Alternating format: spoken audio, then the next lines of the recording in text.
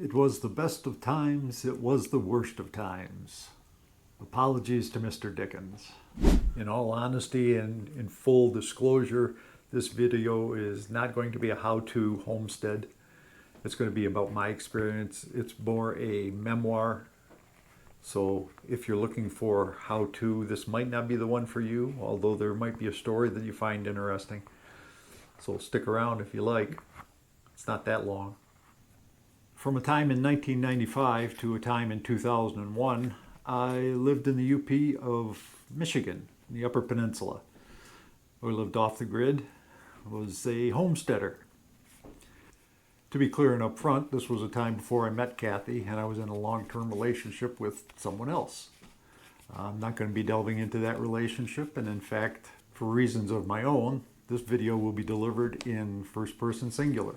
Early to mid-90s, the company that I worked for was changing hands. It was a family-owned company, and the owners decided to sell. So it was changing hands, and it seemed like a good time to me to make a change of my own.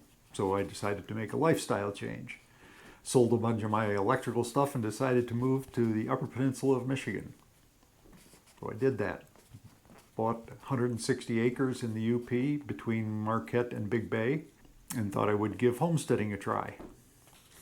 I'm not really a builder, so I hired a crew out of Big Bay to frame in a house and close it for me, and I figured I'd finish the inside myself. Plumbing and drywall and electrical and whatnot. So that's what I did. The property that I bought was in what they call the Huron Mountains in northern Michigan. It's, like I said, it's an area between Marquette and Big Bay, off a dirt road into the woods. The house, where the house ended up in the middle of the 160, was about 1.5 miles from the closest county road, the closest maintained road. There was a logging road that went into the property and went to the house. So around about the 1st of April in 1995, I left my job, packed up my stuff, and moved to the UP. And as you might imagine, in April in the UP, there was snow on the ground. So when I pulled up to the woods road, off the county road, the maintained county road that I was talking about, got to the woods road, of course it was snowed in. So what I ended up having to do was to shovel out an area to park the truck and then snowshoe the 1.5 miles into the house, pulling a toboggan with supplies on it. And there were several trips made back and forth pulling the toboggan, wearing the snowshoes. So that was an adventure in itself.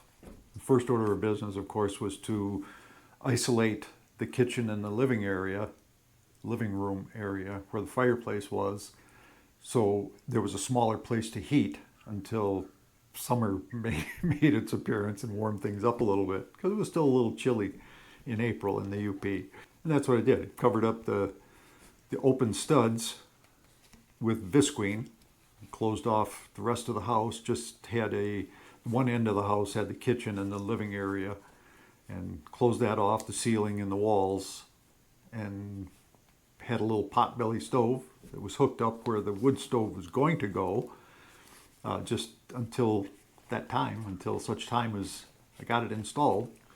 So the little potbelly stove kept the place warm enough. I won't say warm, but I'll say warm enough. Slept in a sleeping bag on the floor for a time. And once I could get the truck into the house with the trailer, then I could start moving supplies in and things would be a little bit easier. And I don't remember exactly how long that was. It was a few weeks of walking back and forth to the truck. The house had a full basement, so what I did was rig up a little shower stall in the basement over a floor drain with a PVC hanger and then shower curtain around the outside to keep the water contained, and then just placed it above a floor drain. Showered out of a bucket with a hose attachment on it. It wasn't convenient, but it was an adventure, so it was okay. Did most of the cooking on a Coleman stove. That's where I heated up water for shower and whatnot on the Coleman stove, like camping, like indoor camping. I didn't have a well at that time that I moved in. That came a little bit later. And until that happened, I was hauling water in 5-gallon pails with gamma lids, if you know what those are, those screw-on lids that you put on a 5-gallon pail. Hauling water in that from an artesian well that was probably 2.5 miles from the house. It was great water though. It came right out of the side of a hill. Somebody had stuck a PVC pipe into the side of the hill, and it ran year round at the constant rate. Every once in a while I'd run into somebody filling up their jugs while I was there filling up mine, and had some interesting conversations there. Met some people. The shower finally moved upstairs once the bathroom was in the condition for it. Got a wood stove installed, a wood furnace installed in the basement. Got out the potbelly stove out of the kitchen, installed the wood cook stove. Had solar panels behind the house, up attached to a couple of trees, some scaffolding between a couple of trees, and had half a dozen solar panels up there and batteries in the basement, and got that all wired up and running. Also worked with a generator. Had a 220 well pump. The well is a whole story in itself. But anyway, once the well was put in, it ended up being probably 75 yards from the house. So it was, a ditch had to be dug. I had to dig a ditch for 75 yards through the woods with a ditch witch that I rented from town. But eventually that got put in, and like I said, it had a 220 pump in it, so I had to run the generator to pump water. Had a 100-gallon, or no, I forget how big the tank was, the water tank in the basement. It was a holding tank. But I'd run the generator to fill the holding tank, and then had an RV type pump, an on-demand RV pump that pressurized the water inside the house. So you'd fill the tank, and then anytime you would open a valve, the pressure drop would start the pump inside, the RV pump inside, and you'd have water pressure at the sinks in the house. Never did have hot water. Never did install a hot water tank, mostly because I didn't want to have gas in the house. I didn't want to have LP. I didn't want to have to depend on LP and worry about getting the tank filled and all that business. Plus, I didn't want to have gas in the house. And electric hot water tank was not feasible on solar power. So it would have had to been heated with the generator, which could have been done, but it just never did it. So for 7 years, 6.5, 7 years, I showered with hot water heated on the wood stove into a bucket in the bathroom, and showered for 6.5 years out of a 5-gallon bucket in the bathroom. So it wasn't as bad as it sounded, to be honest with you. It worked out just fine. And you can get a heck of a shower with 5 gallons of water. And of course, once the well was put in and operational, I didn't have to haul water from the artesian well anymore, so that was a bonus. So during that first summer in 95, managed to get the house in pretty good order, pretty well closed in for the coming winter. And it was a good thing too, because that winter set a record, an all-time record for snowfall. And we were measuring snow in feet, not in inches. During the winter, I couldn't drive back and forth in. So at a certain point, you had to say, okay, I'm not taking the chance, and leave the truck out on the county road, 1.5 miles from the house, and walk in, or snowshoe, or snowmobile. I had a snowmobile, and eventually got a little bit better one that would break through fresh snow, which was a good idea. I kept a record of the snowfall for that year, but I can't put my hands on it. I'm not sure I still have it, so I don't have the actual numbers of feet of snow that fell that year. I built a set of skis for my garden trailer. You know, a little black trailer that you pull behind your garden tractor. I had one of those. But in the winter, I built a set of skis that the tires fit onto the skis, so it could be pulled behind the snowmobile. Then after that record-breaking winter, in the spring, I did maple syrup. Decided that was something that I wanted to do, so I got the supplies that I needed during the winter. And then when the maple syrup season started, I tapped trees. There were a lot of maple trees on the property, so I was able to tap. I think I tapped 24 trees, but all very close to the house. So that was a lot of fun. And I ended up tapping trees and making maple syrup for the next 30 years. Ended up doing that when I moved to Wisconsin. The property that I bought in Wisconsin also had maple trees, so I continued doing maple syrup then. I had also taken some classes in stained glass before I moved to the UP. Decided that I would do that as a hobby for something to do during the winter. So I built a little area down in the basement for my stained glass, and eventually, I don't remember exactly how it happened, but I got hooked up with Iverson Snowshoe Company in Shingleton and did stained glass for them. You might have seen snowshoes with stained glass panels in the center part for decoration. I did that for them for several years. And eventually, and over time, the house became very livable. It was very finished, very nice. In fact, when somebody would come to visit, they would say, "Oh, this is like a regular house." I think they were expecting a shanty or some kind of a log cabin, cabin-looking affair, and it wasn't. It was a pretty regular-looking house.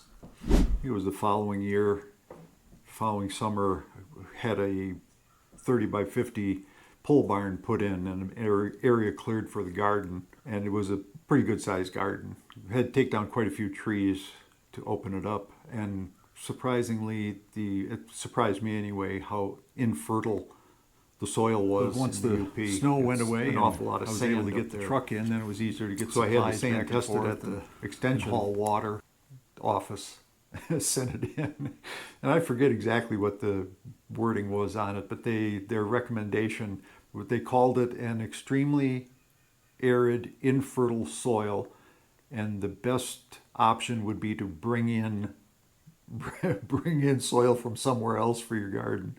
Of course, the garden was way too big to consider that. I did okay. Corn, tomatoes, beans, peas, potatoes. Potatoes did really well. I think one year I had 4 different kinds of potatoes. And in the fall, I would hunt deer.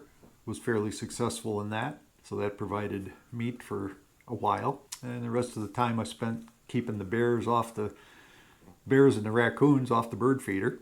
Also had pine martens and fishers, porcupines, the usual Northwoods wildlife, birds galore. I spent a fair amount of time on the front porch of the house, and there were a lot of chipmunks and squirrels up there, and the chipmunks and I became pretty good friends. It got to the point where I could hold the seed in my hand and the chipmunk would sit in my hand to eat it, and then at one point after a period of time, I would get him into my hand and then extend my arm out to the side. And when he was done eating, he'd have to run up my arm, down my chest, and down my leg to get back to the ground. And he was happy to do that. So that was kind of fun. And also, it took a while, but eventually got the chickadees to eat out of my hand as well. They were a little more skittish, but once they got started, then it was a little bit easier. After a period of time, the 80-acre parcel that was south of my property came on the market for sale, and I was able to buy that as well. So I ended up having 240 acres total, with the house in the center of the original 160. So that was kind of sweet. And then just as everything was coming together, circumstances changed and everything came to a rather abrupt end. The property was sold, the stuff was divvied up, and I made a move to Wisconsin to be closer to my aging parents, take care of them in their, what they call the golden years, where I find myself now.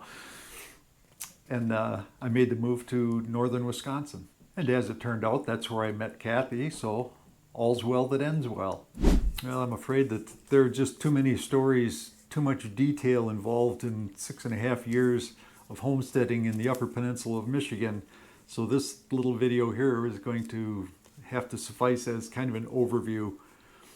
Maybe I'll put together a playlist and do installments, something like that. Get a little more detailed, a little more specific as time goes on. Not every week, but I'll throw a homesteading video up from time to time and put it in the homesteading playlist. So if you have any questions or anything that you'd like to know or anything you'd like to hear about in particular, just drop it down in the comments and I'll try and get that into the works. In the meantime, I'll try and dig up some of my old photographs. I'm not sure how many of them I have, but we'll see what I can come up with, and maybe I can throw in some photographs to go along with the narrative next time, and we'll go from there. If you have suggestions or anything, just let me know. In the meantime, thanks for being here. Thanks for listening to my rambling. Peace and joy.